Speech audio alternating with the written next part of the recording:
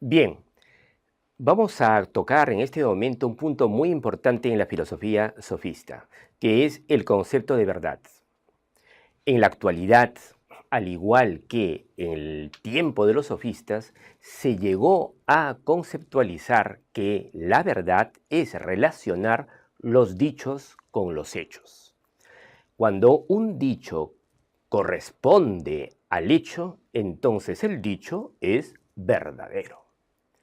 Pero los sofistas fueron algo más agudos y diría yo escépticos. Dijeron que la verdad no se puede alcanzar tal cual es. ¿Por qué? Porque las personas de carne y hueso, cuando uno las observa, éstas primero ingresan al cerebro vía los sentidos. Por tanto, los conceptos que se forman en el cerebro son el resultado de comparar el concepto con la imagen del hecho, no con el hecho en sí. Esta relación de imagen con concepto vendría a ser la novedad, si se quiere, de la filosofía sofista en cierto sentido, y es ahora ya el consenso de la filosofía actual. Muy pocos filósofos y psicólogos sostienen la tesis de que nosotros podemos conocer el mundo tal cual es. No, más bien sostienen que nosotros conocemos el mundo tal y como se presentan ante nuestros sentidos. Por así decirlo, ¿dónde está el picor del ají? ¿En el ají o en las papilas gustativas? Pues en las papilas gustativas.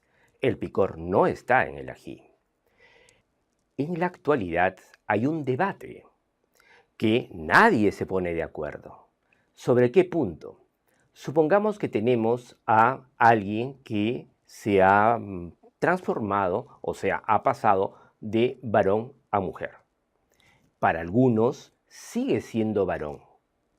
Para otros no, se ha producido la transformación. Entonces, cada cultura, cada persona, dependiendo de su trasfondo quizás religioso o educativo, va a juzgar.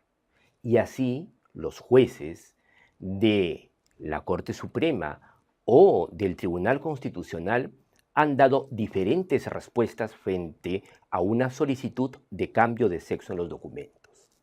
Últimamente, la sentencia del 2016 dijo que sí se aceptaba el cambio de sexo en los documentos, pero eso no sucedía hace 10 años.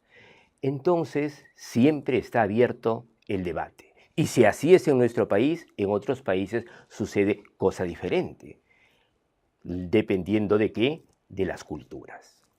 Y para esto se puede concluir en esta parte del camino con la siguiente frase: nada es verdadero ni nada es falso, todo depende del cristal con que se mire. Bueno, vamos a tomar el punto de Gorgias, que fue el sofista más extremo. Pero para esto yo les invito a ver la figura de la bailarina dando vueltas. Los psicólogos y la neurociencia se preguntan, ¿qué hace que unos vean a la bailarina girar a favor de las agujas del reloj y otros en contra de las agujas del reloj? Es decir, de izquierda a derecha y otros la verán de derecha a izquierda. ¿Qué pasa? Una misma persona, inclusive, en un momento puede verla girar en un sentido y en otro momento verla girar en otro sentido. ¿Qué es lo que está sucediendo? Bueno, este fenómeno de alguna manera fue advertido por los sofistas, especialmente por Gorgias. Y la respuesta a la pregunta ¿en qué sentido gira la bailarina? Tendría que ser gira a la derecha y a la izquierda. Esa respuesta sería contradictoria. Entonces eso llena de perplejidad a cualquier filósofo y en especial a los sofistas. Y así Gorgias dijo, si la realidad es contradictoria, y la contradicción no existe, entonces la realidad es una apariencia. Ese fue el gran extremo del pensamiento de Gorgias. Pero no es tan descabellado.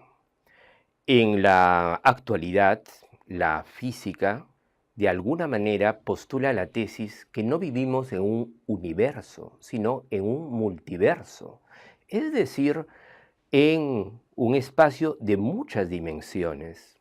Y cuando vemos, qué sé yo, si alguien cree en los fantasmas, si ve un fantasma podría afirmar, ¿viene de dónde? ¿De la ultratumba? No, de otra dimensión. Claro que aún no se ha probado empíricamente esta tesis del multiverso, pero ya ven cuán importante y agudo era el pensamiento de Gorgias. También hay filósofos y lógicos que han elaborado una lógica que admite, al menos en alguna medida, las contradicciones. Es decir, nuestra vida no puede evadir la contradicción. Gorgias llegó a formular 3 tesis que sorprendieron a todos los de su época y ahora nos sigue sorprendiendo y tratamos de preguntarnos sobre su significado.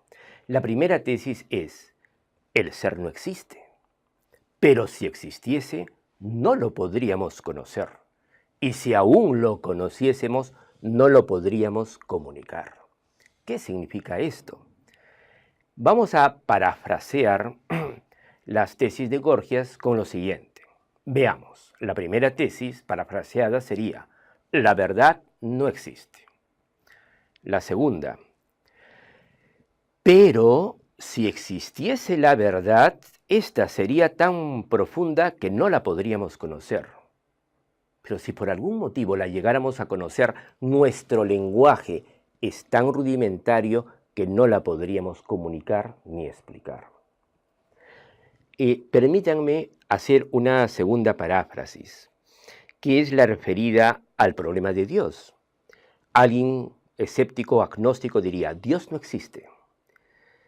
Pero si existiese, no lo podríamos conocer con estos sentidos tan rudimentarios de los seres humanos.